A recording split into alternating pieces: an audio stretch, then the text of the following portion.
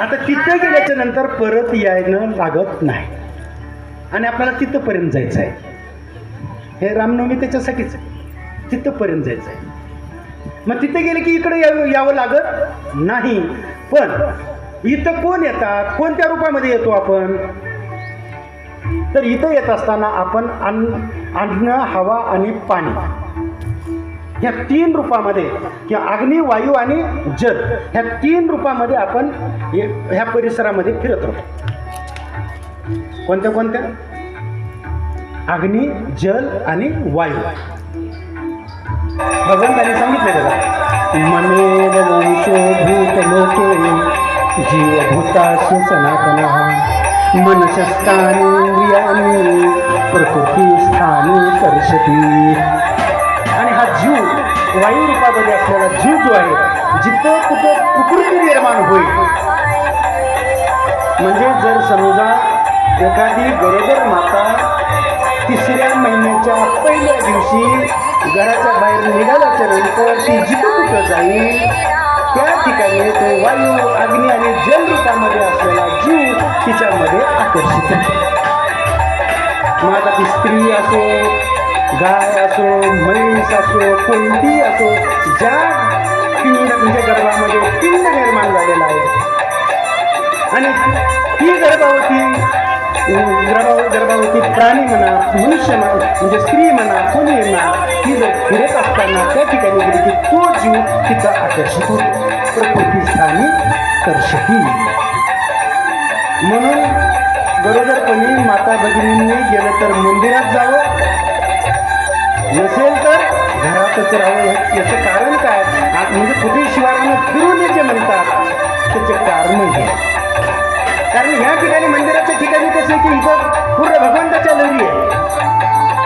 इथं तुम्हाला सांगतो, पौर्णिमेच्या चंद्राचा प्रकाश गाढवाला सहन होत नाही. का होते तुमच्या गावात? पौर्णिमेच्या दिवशी तुम्ही तुम्ही चंद्रप्रकाशात ठेवून बघा, तुम्ही अंधारात येऊन बसतात, पण चंद्रप्रकाशाचा प्रकाश त्यांना सहन होत नाही. सर्वांना सहन होत नाही. तसंच रामकथा सुद्धा सर्वांना सहन होत नाही. कारण ती सहन आणि सज्जनांना सहन होते, पंडितांना सहन होते, विद्वानाला सहन होते. आणि चंद्राचा प्रकाश सुद्धा चांगला आहे, पण तो गाढवांना सहन होतो. म्हणून संतती निर्मितीच्या काळामध्ये माता भगिनींनी गेलं तर मंदिरामध्ये जावं, नसेल तर घरीच राहावं. त्याच्यामुळं घरामध्ये सुद्धा आपल्या वातावरण प्रसन्न आणि पवित्र असतं. मंदिरामधलं वातावरण प्रसन्न आणि पवित्र असतं. या ठिकाणी असला जरी जीवात्मा, तर तो पवित्र जीवात्माच या ठिकाणी असतो आणि तो आत्मा जो आहे या आपल्या पिंडामध्ये तो आकर्षित होत असतो. असं एक भजन घेऊ आणि त्याच्यानंतर पुढे घेऊ. आणि बरोबर आपण 12 वाजता गुलाल या ठिकाणी उभारायचं आहे. 15 मिनिट कमी आहे. गुलालाच्या पुढ्या जे आहे ते वाटत चालू आहे.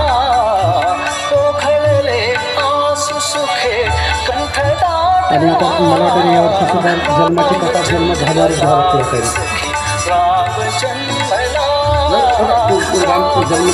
झाल्यावर मग म्हटलं भजन कन्सल करू आम्ही.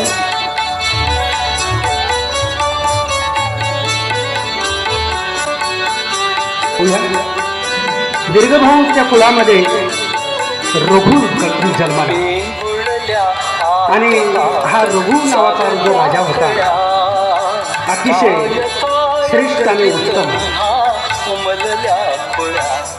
आणि या रघुकुळामध्ये राजा दशरथाचा जन्म झाला. आणि राम जन्मला सखी, राम जन्मला, राम जन्मला सखी, राम जन्मला.